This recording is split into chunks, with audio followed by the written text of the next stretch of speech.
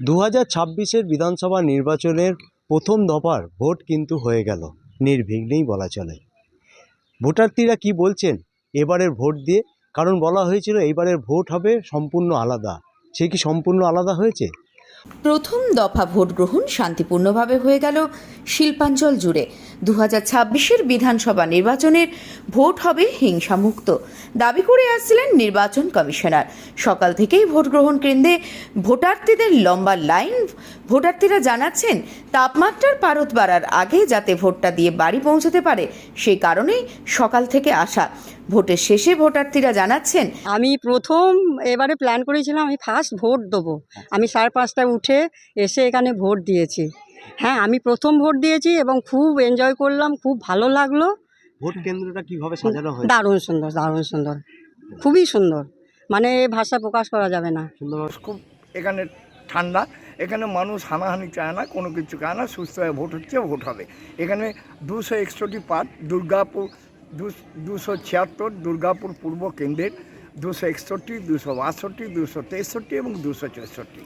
আজকে election commission খুব tight একদম। এখন ফোর্স এখানে কিরকম আছে? ফোর্স খুব ভালো আছে, আটো আছে। তো 2026 যে বিধানসভা নির্বাচন হবে সেটা বলেছিল শান্তিপূর্ণভাবে নির্বাচন হবে।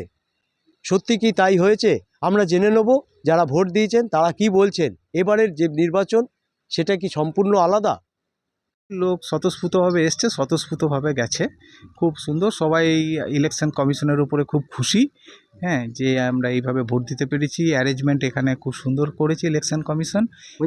একদম আলাদা, একেবারে তো একটু আলাদাই একরকম সব কিছু অ্যারেঞ্জমেন্ট, তার ইনফ্রাস্ট্রাকচার এবং ভোট দেওয়ার পদ্ধতি সব কিছুই খুব সুন্দর। আমার জীবনে এই প্রথম খুব ভালোভাবে ভোট হয়েছে।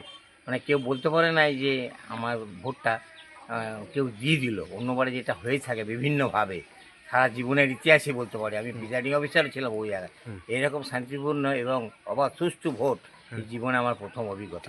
আপনার সত্যি এবছর ভোট হলো শান্তিপূর্ণ, আতঙ্কমুক্ত। এবার দ্বিতীয় দফা অর্থাৎ শেষ দফা ভোট গ্রহণ 29শে এপ্রিল। সেটাও কতটা শান্তিপূর্ণ বা আতঙ্কমুক্ত ভোট হয় সেটাই এখন দেখার বিষয়। দুর্গাপুর থেকে নিজস্ব প্রতিবেদন, সারা বাংলা দর্পণ।